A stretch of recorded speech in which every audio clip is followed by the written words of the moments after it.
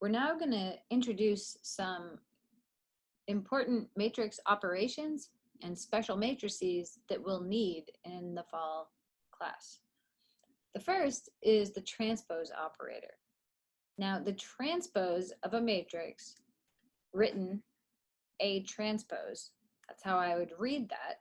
Of course, it's just a capital T as a superscript, is the matrix whose rows are the columns of A.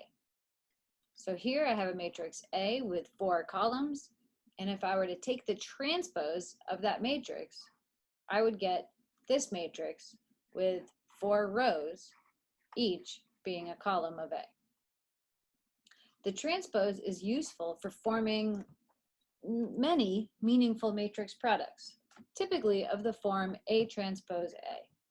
We'll talk about matrices of this form when we get into the fall semester.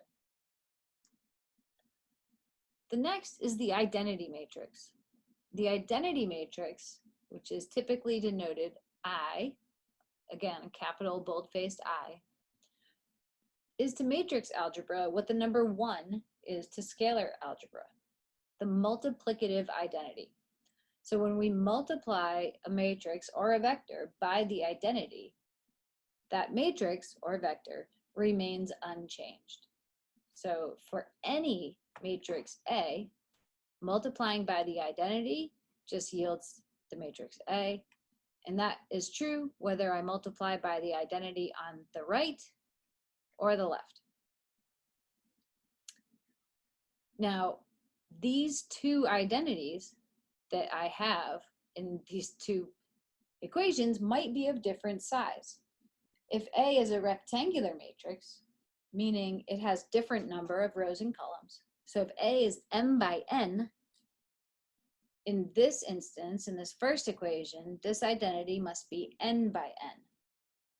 And this identity must be m by m, where m is the number of rows, again, n is the number of columns, because we have to have the dimensions of the matrices line up in order to multiply them. What does it look like? Well, it's a matrix of all zeros with ones on the main diagonal.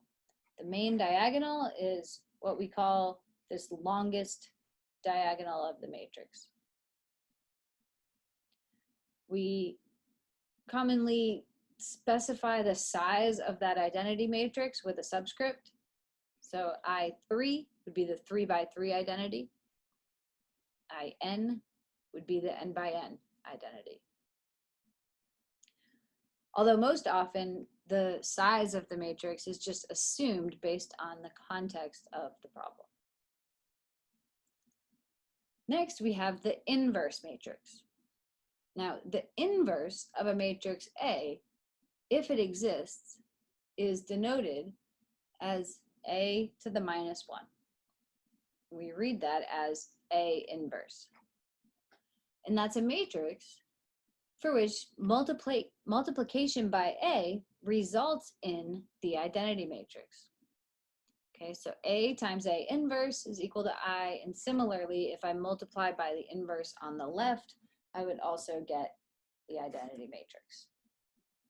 Now, it's important to realize that anytime you perform an operation that involves canceling terms, it must be done with an inverse matrix. For instance, if I have this equation here in linear algebra, ax equals lambda x, I can infer from this equation that A is a matrix because it's capital and bold-faced, x is a vector, it's also bold-faced but lowercase, and lambda is just a scalar number. It's not bold, and typically we use those Greek letters to be scalars. Now, I can't just cross out these x's in linear algebra. That doesn't have a meaning.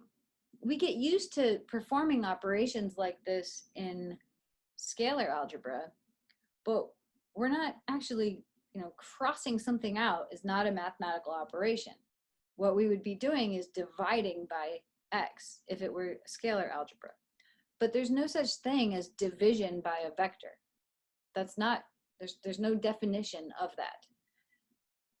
Instead, we have to multiply by an inverse. And in this case, it's impossible for X to have an inverse because it's not a square matrix. Only a square matrix that is full rank, something we haven't talked about yet, but we will have an inverse. So in order to have an inverse, a matrix must be full rank and square, meaning same number of rows as columns.